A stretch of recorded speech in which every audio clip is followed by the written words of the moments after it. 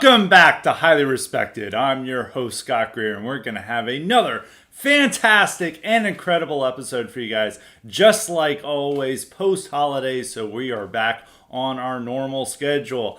Even though this episode is being premiered at a later time than usual, we're back to our normal schedule for this week. So no need to fear. So this week's episode, it is going to be all reader questions, our Cognitive Elite questions that we're going to be going over. So I'm going to give my Cognitive Elite pitch at the beginning. As a reminder, you too can get the power to ask questions or suggest guests and topics if you sign up for the Cognitive Elite option at Highly Respected Substack. And for less than $16 a month, you can ask an infinite amount of questions and suggest many great topics just by signing up. And that's at Highly Respected Substack, and that's at highly-respected.com. And make sure to sign up for the IQ supplements and the mailbags to listen to them into the mailbags at the Substack as well. So today we're going to start off with questions from K-Max. K-Max first question asks, Scott, you made a tweet about AOC potentially running for president in 2028.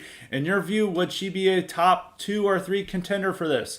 My view is that with baby boomers dying off, the Democrats could have actual socialists run and win their primaries with greater frequency by 2028. If AOC runs in the Bernie Sanders lane in 2028, who is the Biden or Clinton more moderate lane then? Have the Democrats run out of moderates to run then?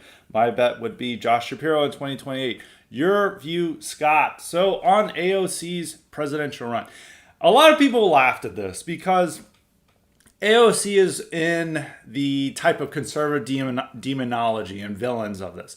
And for most conservatives, as they've been memeing about her for 6 years, they imagine her as a moron, even though there is a type of bizarre sexual fixation on AOC as well, as she is made clear with that. And then also AOC thinks that they're lusting after her, like all women do this, especially left-wing women. But they have become obsessed with her. She is one of the few Democrats that stands close to the Clintons and the Obamas in their fixation on their villains. So conservatives would love this. Conservative media, if AOC was a top contender, they could not get enough of her. Their audience would be engaged. They would go with all the memes and all the news stories. And if she was the nominee, they would love it. There would be a lot more audience engagement with her versus any of the other moderates who are going to be running. Now, with K-Max's point, have they run out of moderates to run? Well, it depends on what you mean by moderates. Now, apparent moderates, they have plenty. That is going to be most of the candidates running in 2028. And you have got Shapiro. You've got Fetterman potentially running. You've got, even though Newsom is more to the left, he is going to be running as a moderate. Or trying to be running as a moderate. Pritzker is going to be trying to run as a moderate. Gretchen Whitmer is going to be trying to run as a moderate. Beshear is going to be running as a moderate. Everyone is going to be running as a moderate. Christopher Murphy, moderate. Even Jared Polis is trying to get in and is going to be trying to run as a moderate. I mean, through his criticisms, various criticisms of the Biden administration. They're all going to be trying to occupy this. We're moderating the woke. We're not socialists. We're pro-America, vote for us. We are the sane, rational adult party. This is going to be everyone trying to run. And we're also not pro-open borders. We believe in border security, but we're also advocating for amnesty. They're going to all be trying to run to the center for the most part. And even someone, like I've always said that there's going to be a huge opening for a Bernie Sanders type candidate. Someone to say, no, I want to be a socialist. No, I want to be a real leftist. I'm going to not retreat from woke. I'm going to stand up for these values and principles that the Democratic Party supposedly endorsed back in 2020, because, every candidate there was trying to climb over each other to say who could declare white people suck the most. And 2028, they're all going to be trying to climb over each other and try to say, oh, I'm for border security more than any other. And I'm also more pro-America than any other candidate.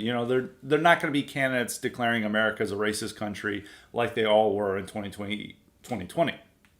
So AOC has a huge opening to run in that lane because no other candidate really is there. And also that lane has been suffering a lot of setbacks. They had two of the squad members lose in primaries this year. They had Sherrod Brown, who was, one of their remaining guys in the Senate. He lost his race. Bernie Sanders might not be alive in 2028. He is in his 80s. So they're running out of people to run. Now, AOC is still a relevant political figure. She is very media savvy. She's very charismatic. She knows how to gain attention through social media and through television appearances. She has an ability to understand that modern politics in the Trump era is very entertainment based. And it is very much dependent on your ability to gain free attention through speeches, through tweets, through general TV appearances. She knows how to grab the public eye in a way that a lot of other candidates don't. She's decent at giving speeches and all that. Now, a lot of people are like, she's a moron. She doesn't have this ability, because a part of this demonology that we have on the right is that we can't admit that anyone has abilities if we hate them. Every person that we hate just sucks. They're uncharismatic. They are idiots. We just can't see any qualities to them. It's like, how could this person ever attract people? But AOC has a lot of qualities and abilities that other Democrats don't. She is one of the few Democrats that is an entertainment figure. And I think one thing that Trump is setting the standard on is politics as entertainment. This is a huge change that has been wrought by Trump in his years in the political sphere. Not many Democrats are entertainers. Most of her opponents are not very entertaining figures. Newsom has a lot of charisma. Shapiro has a lot of charisma, even though his speeches are very weird. It's Obama as delivered by a middle-class Jewish guy. So it's always weird when you hear him, because his voice and tone and the way he's saying he's doing an Obama impersonation, but it's still much better than any of these other Democrats on the stump. A lot of the other Democrats that they had are not going to be that good on the stump. And then there's Fetterman, also is one of the few who understands politics as entertainment, but he's coming from a completely different perspective from AOC. He is the Mr. Moderate of the party, Mr. Centrist, and there could be a lot of ground for him to compete in the 2028 primary. That is a nightmare primary of the last two people being AOC versus Fetterman. You almost want to you almost want to just flee the country that these two could possibly be the president of the United States. That could be it. I think Fetterman would also be a serious candidate, but it also just depends on how that Democratic base is shaping up. And I think one thing is that a lot of Democrats probably would just like a less woke candidate.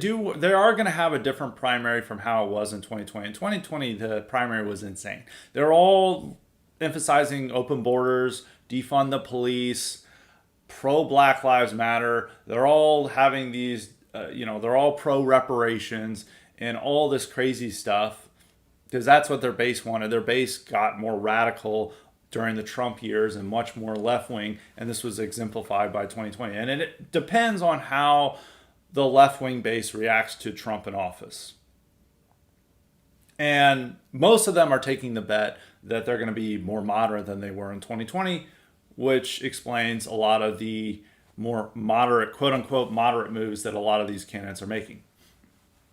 So to go back to the point is that there is a huge opening for AOC, because if everyone is running as the same candidate, someone who's different can make a splash and differentiate themselves from the pack and gain a sizable foothold in the primary, that as all the other candidates are fighting and competing for the same voter block, if you retain the loyalty of, say, a quarter or even a third of the voting base of the Democratic coalition, you can win the primary if you're facing off against 3 or 4 or 5 different candidates. They're all competing in the same lane. And this was Bernie Sanders' great hope in 2020, is that as everyone is running as in the establishment lane, very woke establishment lane, but they are, relatively moderate on economic issues, and they're very much pro-empire when it comes to foreign policy, Bernie Sanders was able to differentiate himself from the pack.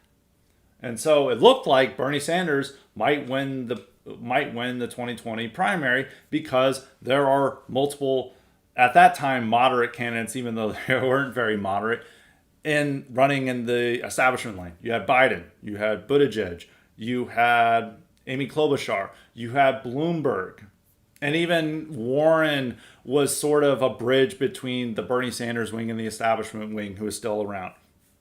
So you had several people running in that lane up until the South Carolina primary. And then even when Biden won it, it still looked good for Bernie. But then all the establishment candidates dropped out and endorsed Biden, and he was able to solidify his support and run and defeat Bernie.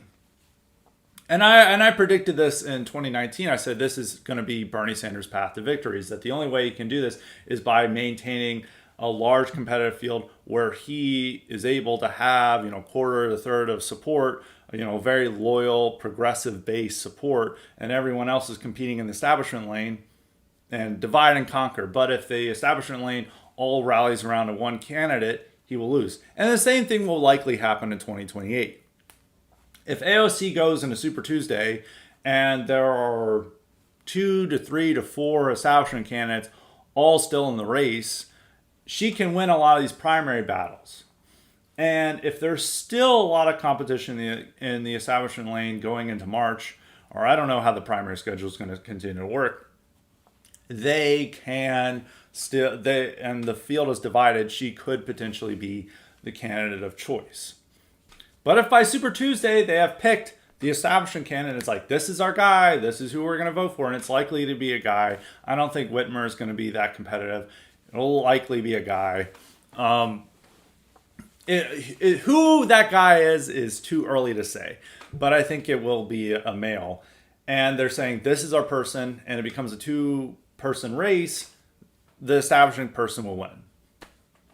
But if it does not become a two-person race until late in the field, or if the base somehow becomes more radicalized and more open to AOC's views, then AOC could become the nominee.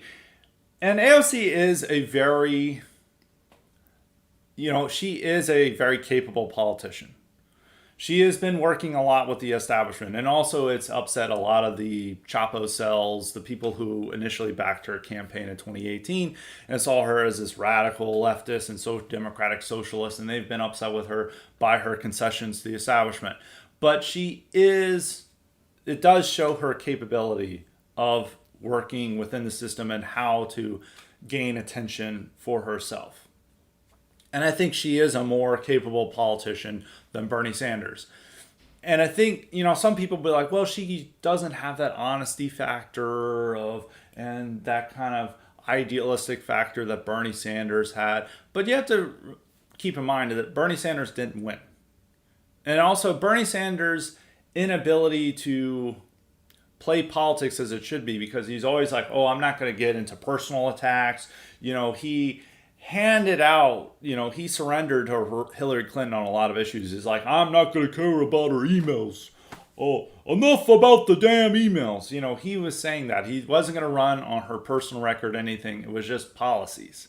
And he did this in 2020, and they were able to push him aside. AOC is much more of a knife fighter in that regard. And I think that can make her a much more of a serious contender in the race. And if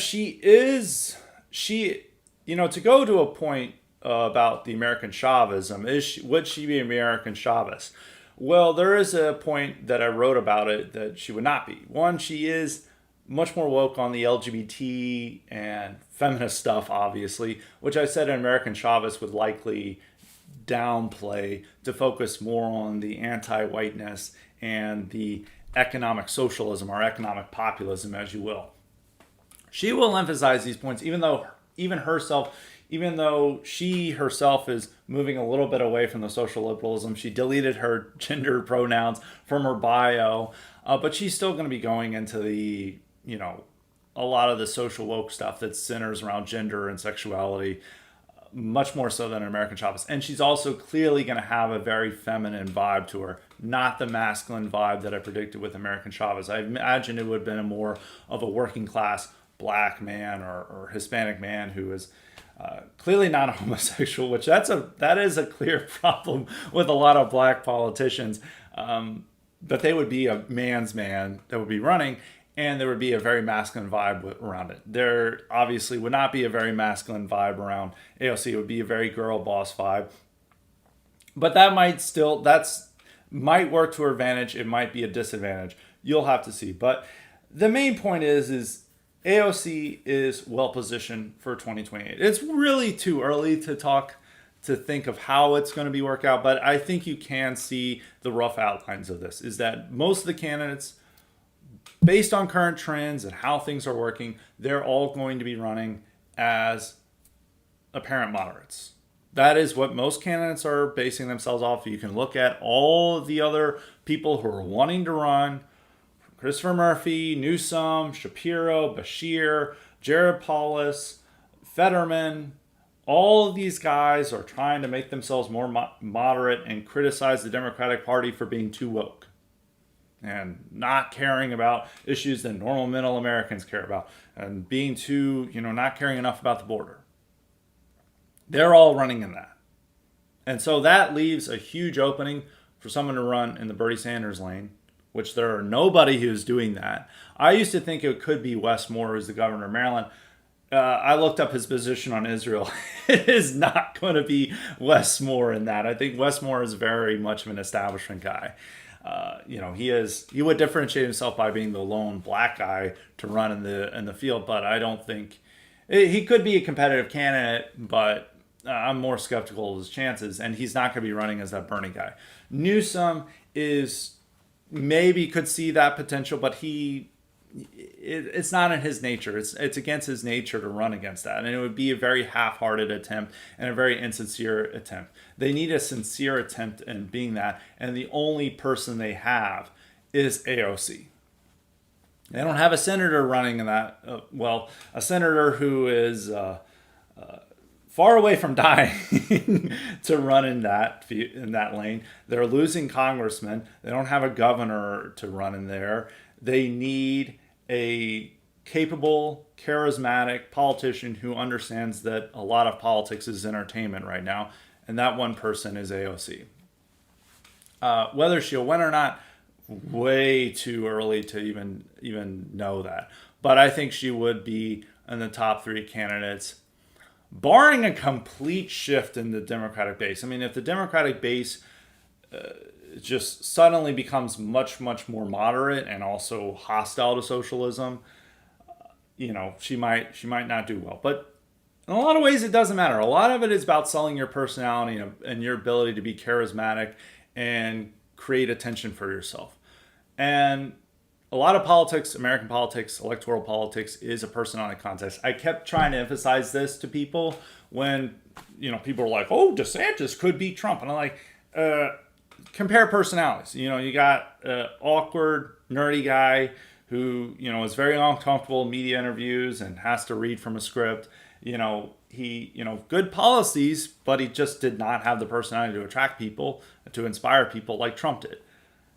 And you could see this with Democrats. There would be maybe a lot of Democrats who may think, AOC is a little bit more extreme or radical, but then she says things that no one else will say. Maybe she presents herself as more authentically anti-Trump, or saying things like they are more than the other candidates, and that she has a more attractive personality and charisma than her opponents. And so they may want to vote for her and be open to her voting for more than they would have been for Bernie.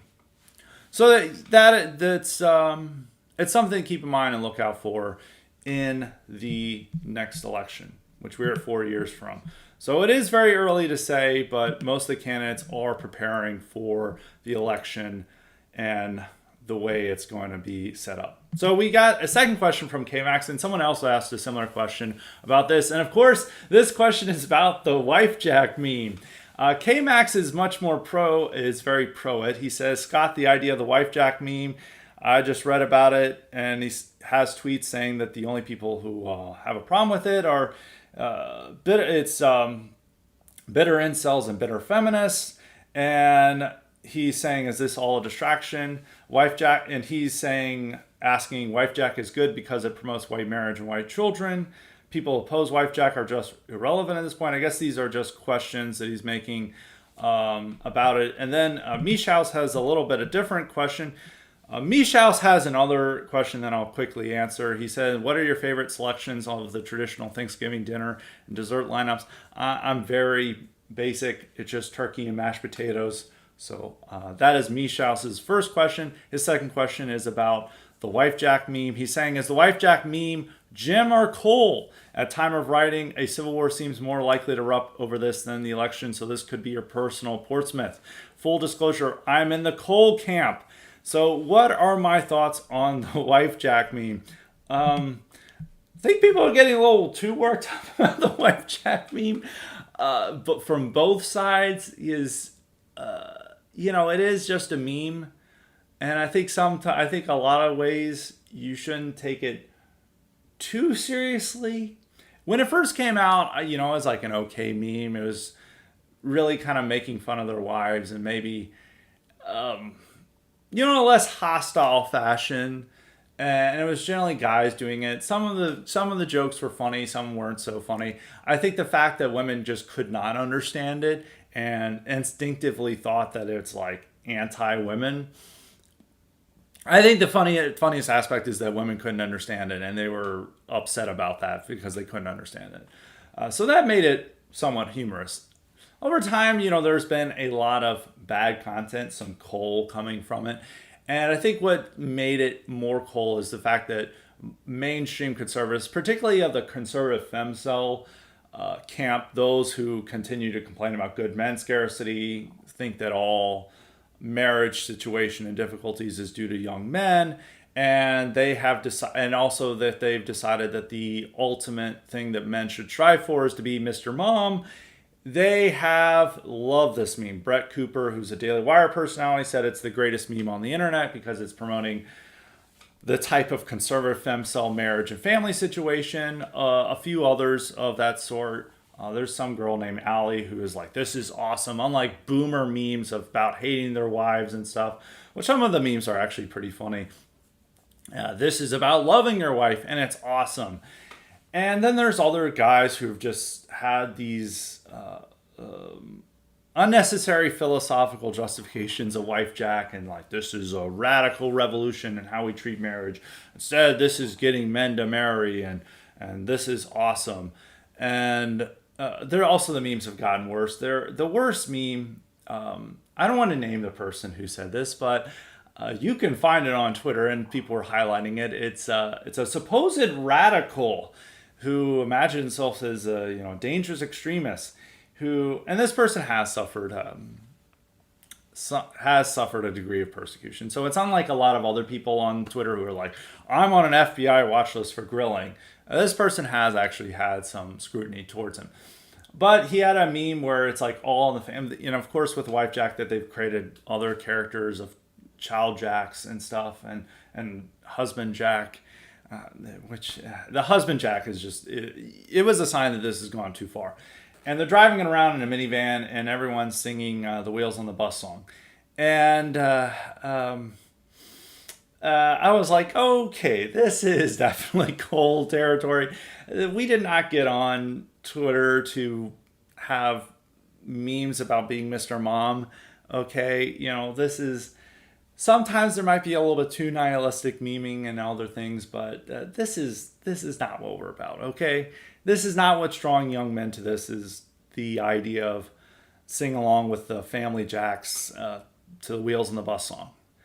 And a lot of that has become that. So I think it's been too emphasized. And also there's been this weird stuff where I noted one thing where a guy was like saying like the wife jack is getting hotter because every wife is extremely hot. And it's like this sexual fantasy around wife jack, which is just kind of strange. So I think it's a little too much at this point. I think it might be time to retire wife jack, is my opinion on it. I have a whole article coming out tomorrow on wife guyism and some of the debates over wife jack and some of this some of the incoherence of the dissident right and how it's approaching family life and what it extols and what it wants for men versus a lot of the rhetoric and memes it has about itself. Because a lot of the rhetoric and memes, the dissident right, and this is where wifejak comes from, and also the mainstream right has adopted it, it wants to present itself as radical, as fundamentally anti-conservative movement, and a completely different. And it's like, conservative movement failed. We need a more radical and edgy form of right to set the tone. And then we're having these barbarian memes and these Greek statue memes, and this is all very radical. And we're also, by becoming what we want is to be a rebel against the system. And that combines with that with a lot of posters are like, be a rebel, and it's be a family man, which being a family man is good. Having a family is good. No one's going to deny or criticize that. But you're not really a rebel by doing that. It's not the political act that people want to imagine, because a lot of this current stuff with wifejak and other things, it is a sign that a lot of our audience is no longer the young men we imagine. It is middle-aged men wanting to think that they're young men, and that they are, and I'm not saying this is a criticism, I'm just saying this is an observation, is that they're to an extent more domesticated than they would have been as young single men. And that is that. And generally their politics, when it comes to actual actives and practice, is normal conservatism.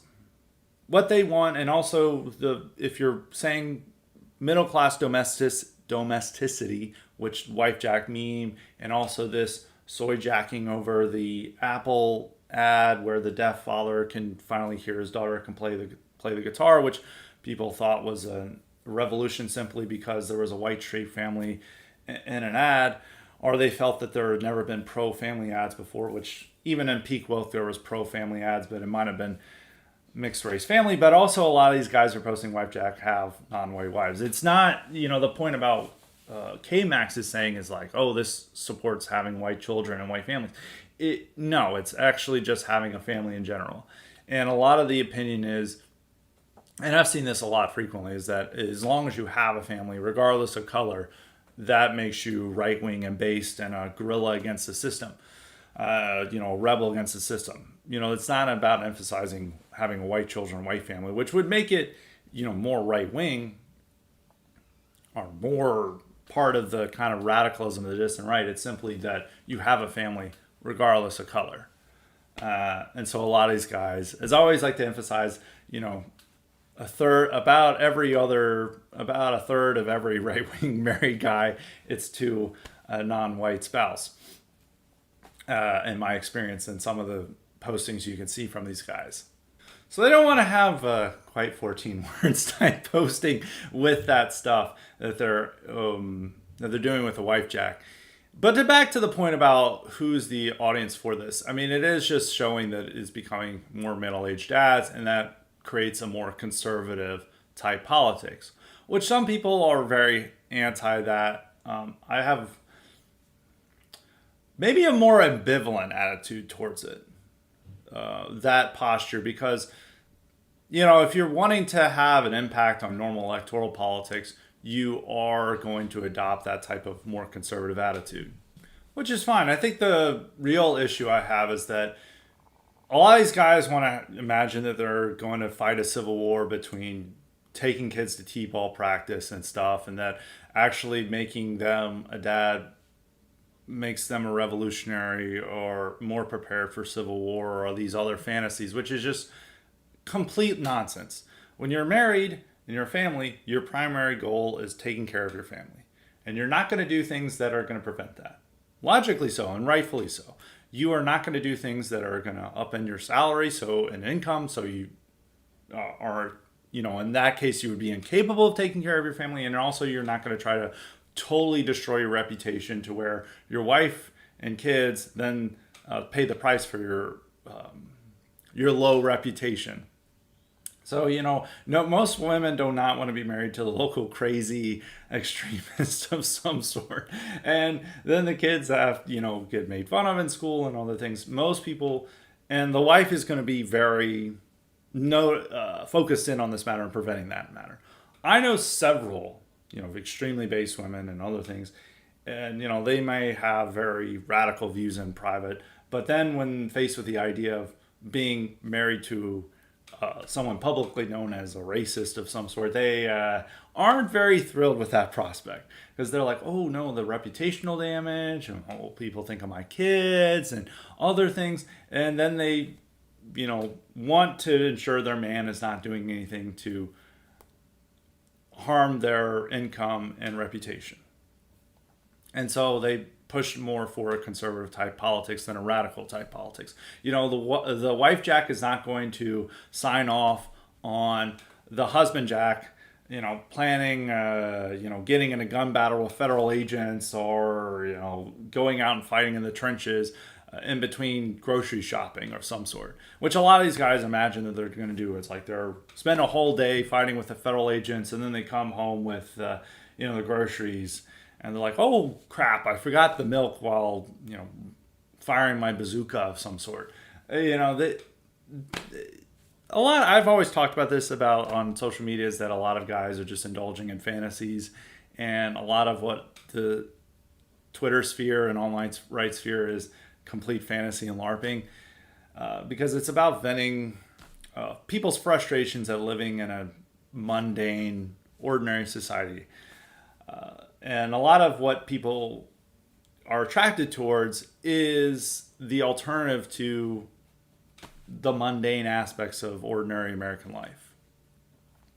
But by adopting wifejak and middle-class domesticity as the sole goal, you are centering that blandness and boring aspects. I mean, I'm not saying it's completely negative, because there's very many positive aspects about this. It provides stability, a degree of order, safety, and you are allowed to take care of your kids. I mean, it's not very exciting or or very inspiring, but you can provide a safe, stable environment for your family to grow up and go to school and get a decent education and other things. That's fine. But it also is not what Ernst Junger and Nietzsche were describing in their works. It's not like, you're reading Thus Spoke Zarathustra to find out how to be a better family man of some sort. Now, if maybe that's not the best thing for a popular form of politics, but I don't think what the dissident right or alternative right or whatever you want to call it was wanting to do mass politics. But a lot of dissident right now, it feels that it is doing mass politics, and it should accommodate that, but then there creates difficulties, because it is like into a lot of ideas and notions that are very antithetical to normal electoral politics, but at the same time it's all about, we got to be normal and all these things and appeal to people, but then it'll have just a really strange stuff that goes over people's heads. You can see that with a lot of the meme videos that DeSantis campaign were doing, which was taken straight from the online right. And then people were like, what the hell is this? So like I said, it's like the main problem with wifejak is it shows this conflict within the dissident right of what it wants to be. Does it want to present itself as this radical alternative to politics as it exists, or does it simply want to be the online arm of normal conservatism? In a lot of ways, it is becoming the online arm of normal conservatism, for both good and bad. Good in that a lot of the normal mainstream conservatism is taking ideas that came from the online right and is much more focused on immigration and other identity issues. At the same time, it presents it in a way that isn't very inspiring or appealing to some of the people who are attracted towards this in the first place. And also there are limits to how far it will go in the way that the dissident right wants. And it is also presenting this all in the context of electoral politics rather than in culture or meta politics that people on the online right sphere are more interested in. So there's that conflict, not conflict, but there's that development. Or does it want to be something different? Does it want to just be more meta-political, maintain its independence from conservatism, and maybe have more influence on it, but not quite the influence or the hostility and conflict that defined the alt-right versus with mainstream conservatism. It has to figure out these issues. And taking wifejak as the hill to die on, as saying this is the most important meme of all time, and that there's deep philosophical meaning to this meme, which was just invented by guys who are just wanting to make fun of women and their wives in a rather harmless way. I think the meme at first was okay, but it began to get cold more over time, as happens with a lot of memes. You can even think of this as like the NPC meme, which the NPC meme was at first not supposed to be quite political. It was mainly making fun of normies and the masses. And then it became like making fun of liberals, which wasn't really the point. But this always happens when memes go more popular.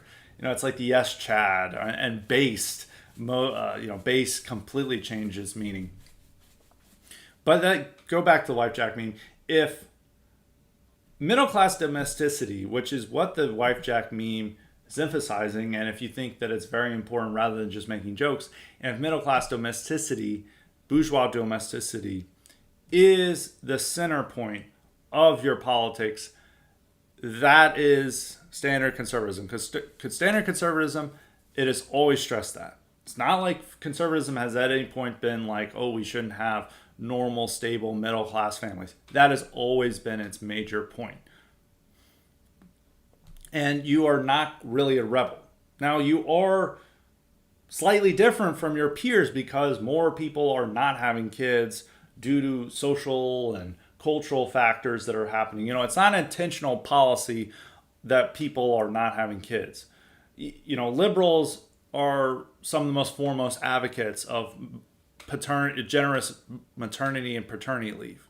Now, they do have members that are very anti-kids that will write a column for New Republic or Slate about how you should have fewer kids because of the environment or for some insane feminist reason. And they will say to childless cat ladies like, that's your choice and we respect that. But at the same time, if they were truly anti-family, they would be trying to cut maternity and paternity leave, which the party that is less friendly towards paternity leave is more likely to be the Republicans. Any case, you can also say that some of their stuff about gays and others, it's upending traditional family. But anti-traditional family, I think you have battlegrounds, but anti-family in itself, which also the wifejak meme and new conservatism are more just pro-family. There was all these people who were celebrating Dave Rubin having a surrogate kids, many prominent conservative personalities. Even gay men could be a part of I don't know what the wifejak would be for gay men, but I don't even want to think about that. Main point is, if that's the focus, it is just normal conservatism with more memes and more literate and online language. And if that's what the dissident right wants to be, that's what the dissident right should be honest about. And part of that is to stop pretending that they are, some Homeric warrior by going Christmas shopping and stuff. Or, it would be an extremely popular book if somebody wanted to put this out as like writing about doing Christmas shopping for your family and Homeric verse. That would be a massive bestseller. Daily Wire would go nuts over it if you did that. It would be extremely lame, but unfortunately there would be a lot of people who would love it. But that's also ridiculous and nonsensical. You're no longer a radical movement that is wanting to engage in civil war or do some type of uprising in between picking up your kid from t-ball practice. You are simply a conservative who wants a more orderly, stable society than what the left offers. And that's fine if that's your alternative, but it's also going to be very unappealing to a lot of these young men who feel that there are deeper problems to American life and are also not inspired by the ideal of middle-class domesticity that conservatives have been stressing for many, many years. And you could say, presenting as the new barbarianism or the new rebellion is a way to attract young men. But ultimately, the real problem with family formation is not men. It is women who are making more money than men now and also graduating from college more and are also have this new level of independence and seeming appearance of infinite choice.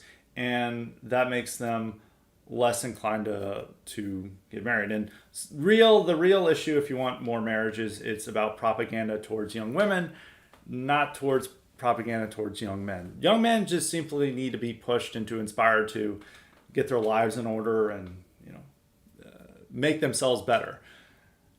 Men would be totally, I mean, if men, generally the job of getting men to have kids and family is the role of women. Once they get a girlfriend, then they're settled down and become a family man. Issue now is that the women don't want that.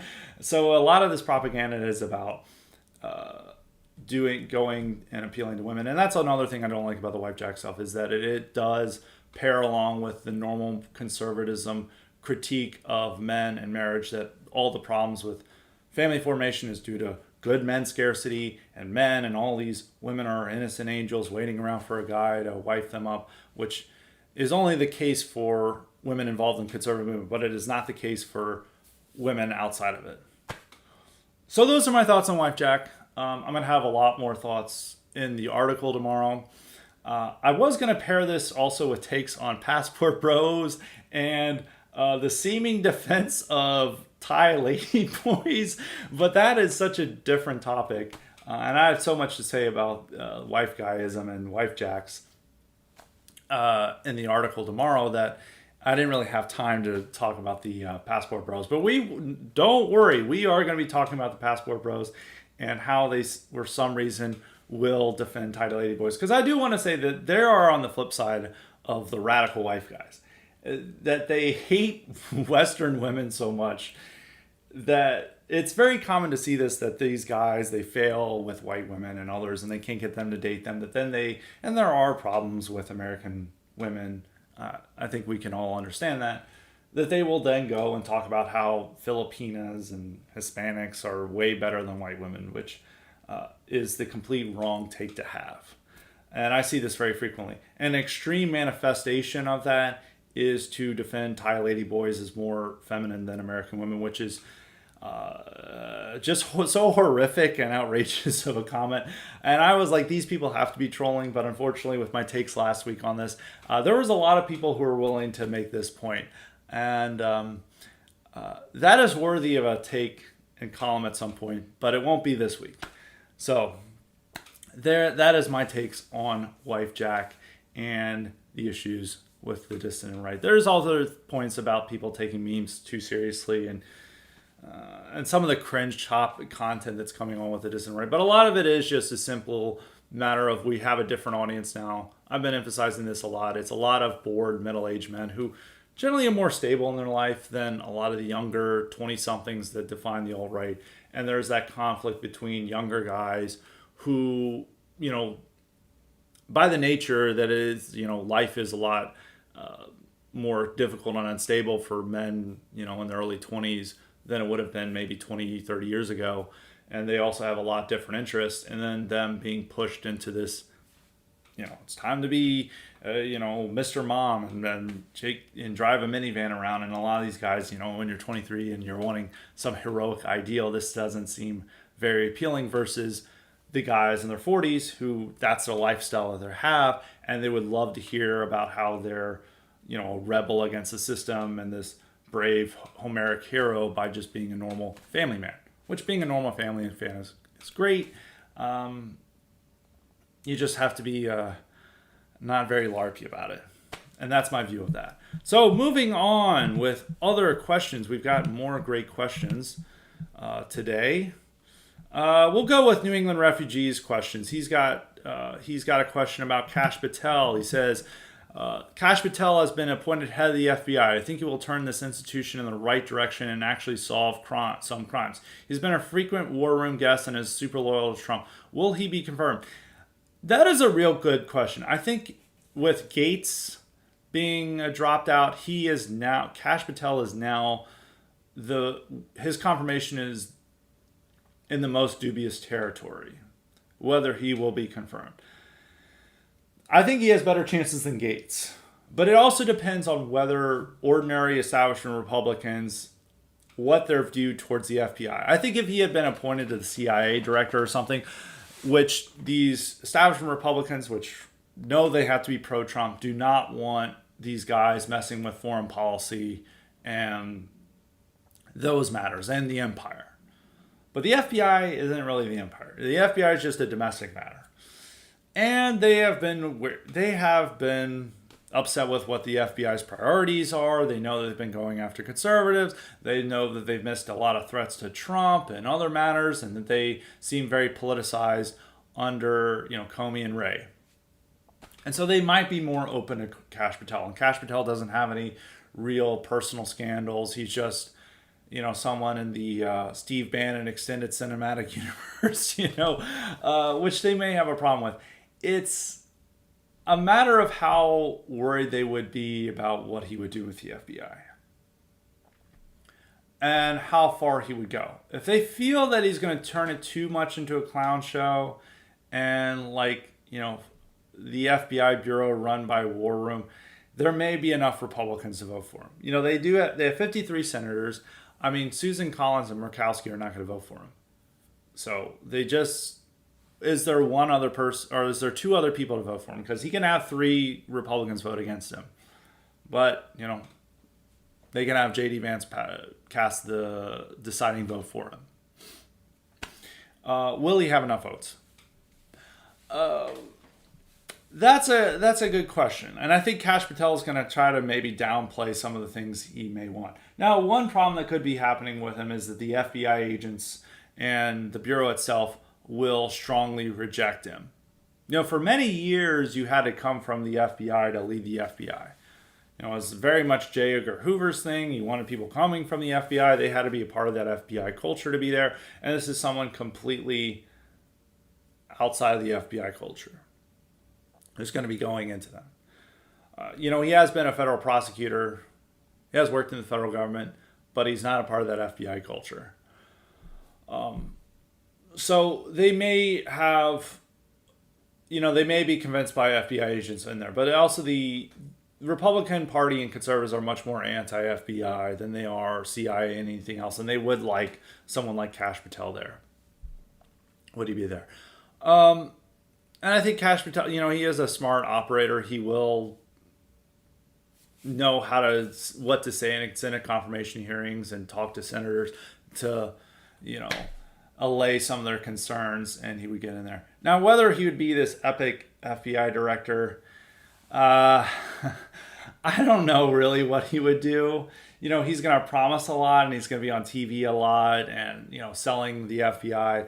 But it'd likely just be, they would not be going after Trump supporters. I'll say that anymore. And that would make Fox News happy, but they may be going after other people that I think the right may not like. They may be utilizing the DOJ and FBI to go after a lot of these Palestinian protesters, which I think a lot of the right should be worried about because they're going after unpopular speech, and the least popular speech in this country is anything construed as racism. And so that could set a precedent to going after people like us. So I think you should be concerned about that. But I think even with a Trump-controlled DOJ that they wouldn't be going after Trump supporters. Kash Patel is a Trump loyalist. He is going to do, what Trump world wants. They are going to go after rogue agents who are going to try to launch their own type of coup or problems for the Trump admin. So that'll be fine. He is the least likely to be confirmed of the nominees now. Like Hegseth has no worry, even though with all his personal issues coming out, Republicans have no problem with his politics, so they'll confirm him.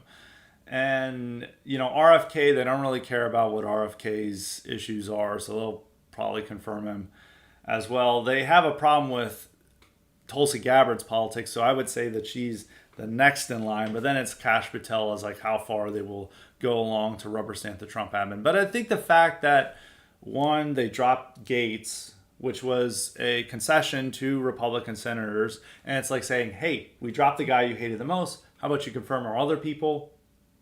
And also the fact that Biden just pardoned Hunter Biden. And, the rest of the federal government went along with it despite the clear, crimes he committed. That they're like, okay, there is some reforms needed. And maybe this is the guy to do it. And we don't really hate him like we did Gates. So that is my take on the matter. We got questions from John Chandler. John Chandler says, wondering if you can talk about the situation in Syria. Yeah, things are not looking good for Bashar al-Assad. I don't want to say, because you don't want to have the Assad curse on you about saying what might happen to him.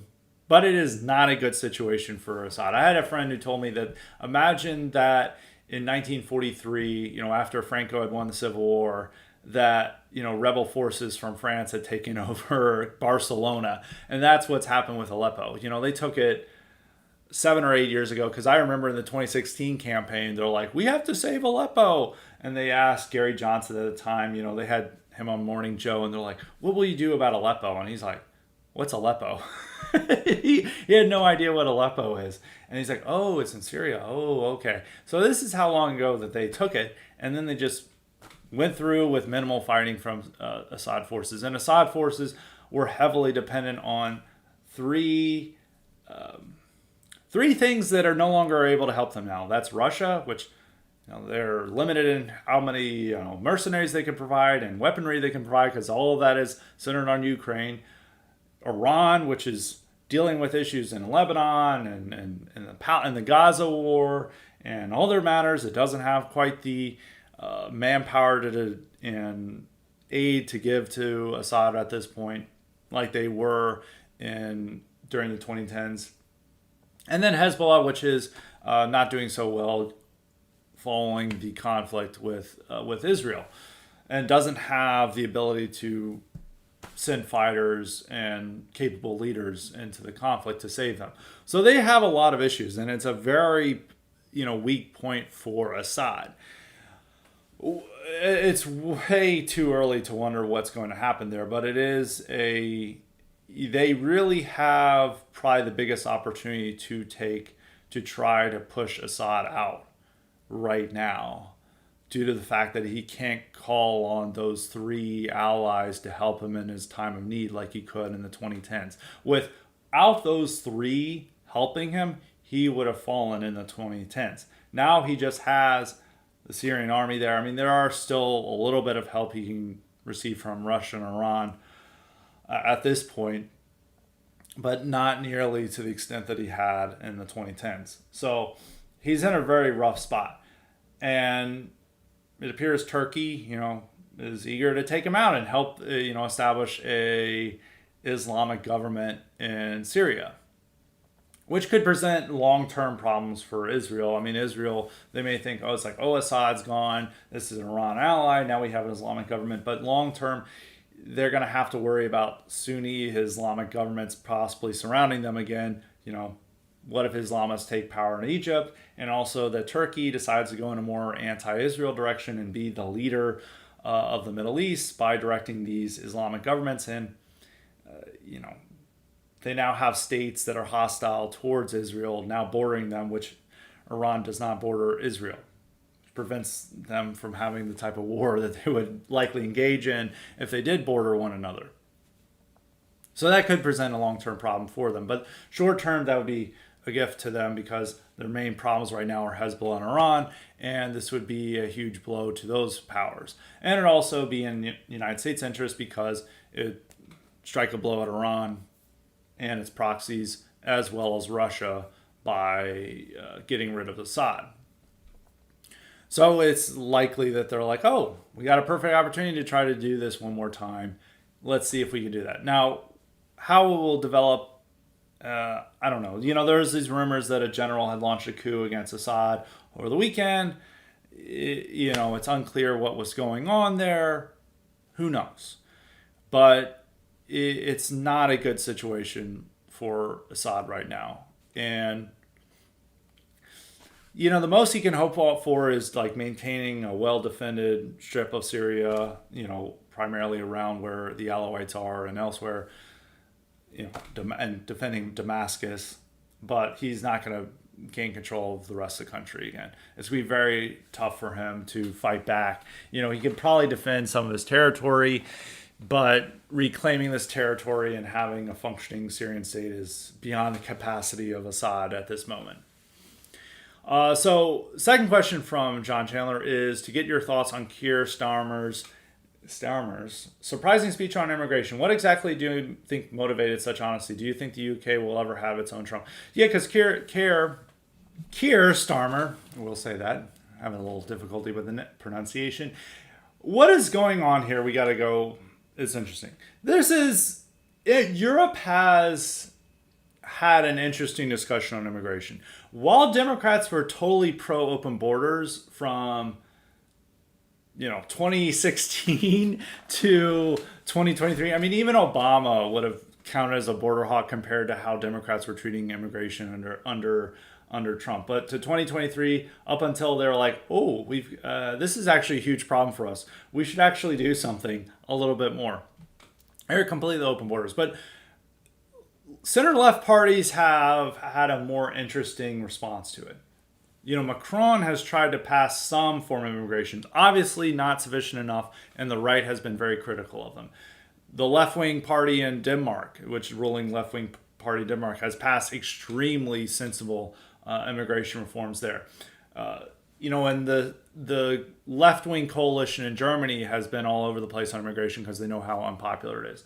And it's even being seen among labor with how unpopular immigration is. And even as center-left parties in Poland were trying to claim that the right-wing ruling party were the real immigration advocates versus them. So there is a more interesting discussion over immigration happening in Europe than probably in America, where there will be center-left parties that will present themselves as immigration restrictionists, which even the Democrats, even though they're now trying to sound more sensible on illegal immigration, they still support amnesty and increased immigration. Over in Europe, they will make more criticisms of mass immigration, but you shouldn't accept them at face value. And what Keir Starmer was saying, the implications of it indicts his own party, because open borders was by design under Tony Blair. Tony Blair has admitted that we did immigration to diversify the UK.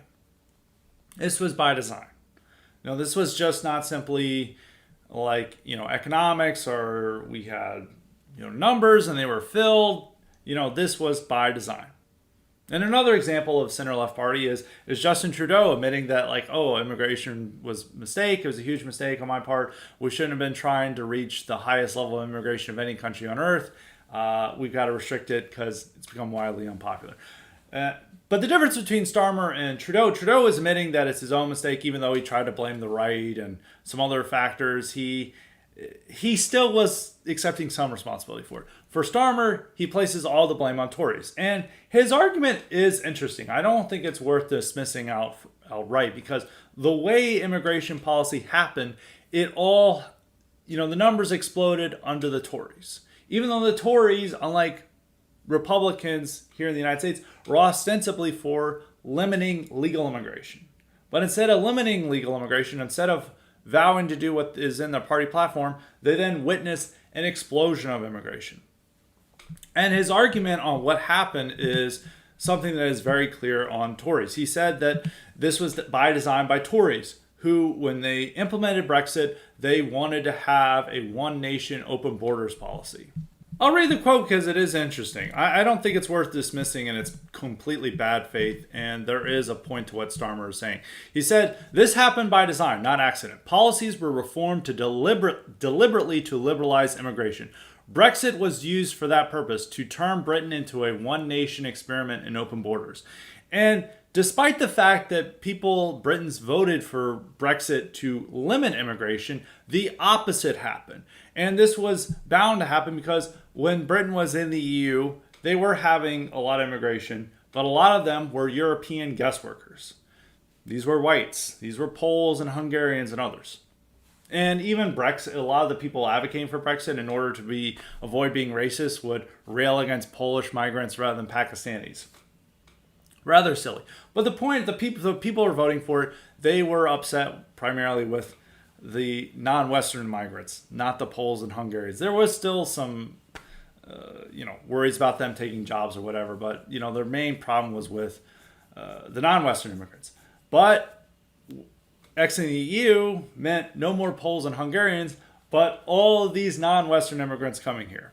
And it's harder and they're more likely to permanently stay. They're not there just to work a few years and then go back home with the money that they've saved up. They are there to stay. And they're also not as capable of workers as their Eastern European counterparts. And so the numbers jumped. And it wasn't just simply that they jumped, it's also that these are non-white immigrants that are coming here. Before, a lot of them were European. After, they're non-European, and thus it accelerates the Great Replacement. And this is what happened. And the Tories have to admit that this is what happened. And I think this was against what voters' wishes. It was completely against voter wishes. There were these guys who advocated for Brexit just to get rid of European regulations, like Daniel Hannan and people like that. But those were not the ordinary people. The ordinary people, it was a vote against immigration. It was a vote against the insane policies that continental Europe was doing with allowing all these Syrian refugees in. And they're like, we don't want any Syrian refugees to come into our country. Unfortunately, they're still coming to their country because illegal immigration has skyrocketed. Now, we wish we could have the numbers that UK is having. I mean, they'll be like, we had over 40,000 illegal immigrants come by boat. And we're like, wow, that would be extremely low numbers for 1 month for America. But they're still having those illegal migrants come here. And then they're also letting in all the third world into their country. So I think it's a fair criticism, even though it's coming from a party that is even more pro-migration and more pro-open borders. And it's set all these policies into motion under Tony Blair. So it is in bad faith, but it still has a point. And it is a point that even Democrats will never make. Because Democrats, it's completely bad faith. They're like, they rejected this tough border bill in Congress, even though that tough border bill would have given Democrats the power to legalize millions of quote-unquote asylum seekers that are really just illegal immigrants saying like, my house sucks in Guatemala, I need refuge here. And they're like, oh, here's your asylum status, now you're here permanently. It's complete bad faith. Well, Starmer, if this had come from, say, Nigel Farage or from a more genuine right-wing figure, we completely agree with. But the fact that it's coming from the leader of the more pro-migration party, of the more pro-open borders party in the UK, you do have to take it with a grain of salt. But what he said, taking it independent of the person saying it, he's completely right. And that's what Brexit turned out to be. And I think Brexit was well-meaning, and the people who voted for it were voting for it for the right purposes. And I don't think you can be completely anti-Brexit for it just by what it signified and culturally what it signified. And it was a rejection of globalist policy. But what it turned out to be is a disaster because it just accelerated immigration. It made the UK weaker. And instead of European guest workers, they're now getting Palestinian they are getting probably going to get some Palestinian, but Pakistani permanent migrants, and that increased, and also African permanent migrants, and they're still getting those migrants from continental Europe that they were trying to prevent from coming into the UK, and that's what prompted Brexit in the first place. And they can't deport them either, because even though they've left the EU, they're still subject to the European Court of Human Rights that tells them they can't deport these migrants, and they spend a bunch of money on to deport these migrants to Rwanda, which even though Labour wants to present itself as tougher on immigration, Labour decided not to end that policy, and that was just billions of dollars wasted on the Rwandan experiment. So I think it is interesting, but the reason why he's giving it is for pure political reasons to score partisan points against his opponents. But what he is saying rings true for the Tories.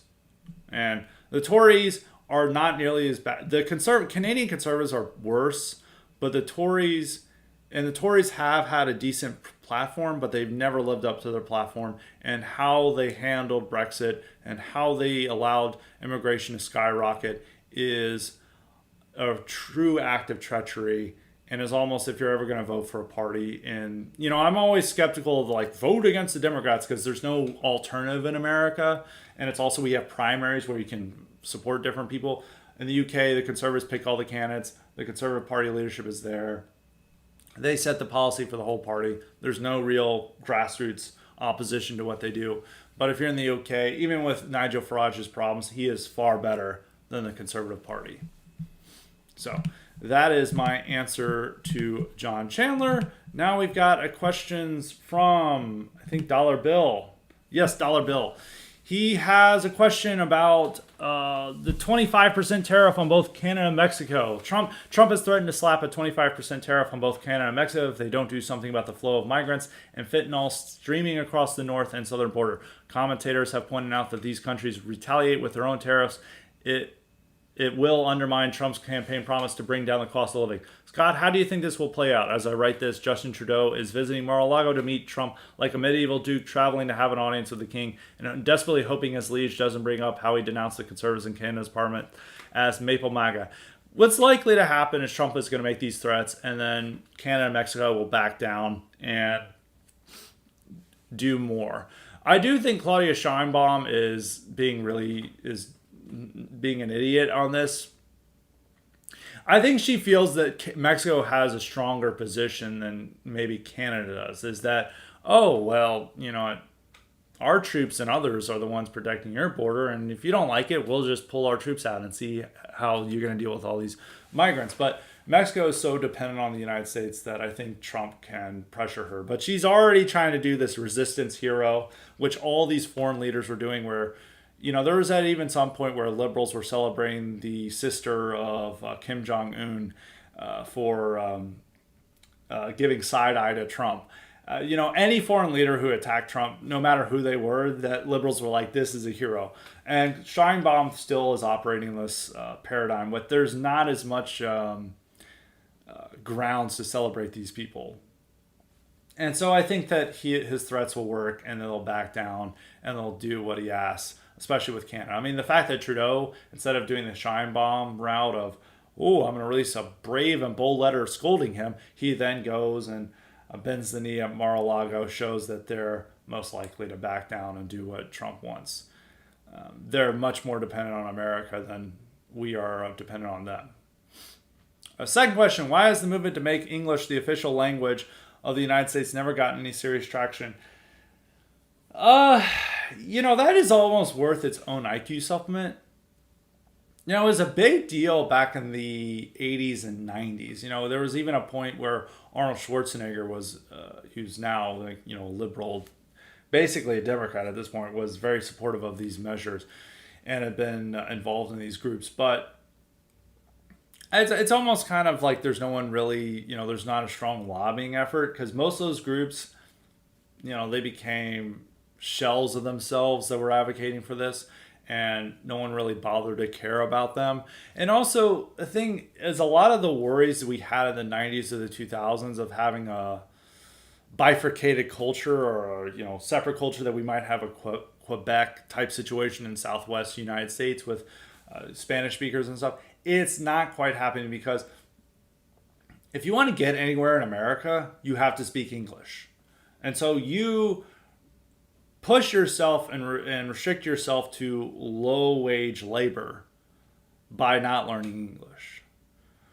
And we've been much better don't really have that nightmare of just having the entire Southwest speak Spanish. Now, there is a lot of Spanish being spoken there. And for anyone who's coming from Middle America and experiencing this, and, I remember the experience of visiting Houston, many years ago, or in the early 2010s, and seeing every other radio station being in Spanish, and that being a culture shock. But at the same time, in terms of how you live your life and like being an English speaker, you never have to worry about losing a job or not effectively communicating in some degree that you need to by speaking English. It's only the non-English speakers that would have to worry about that.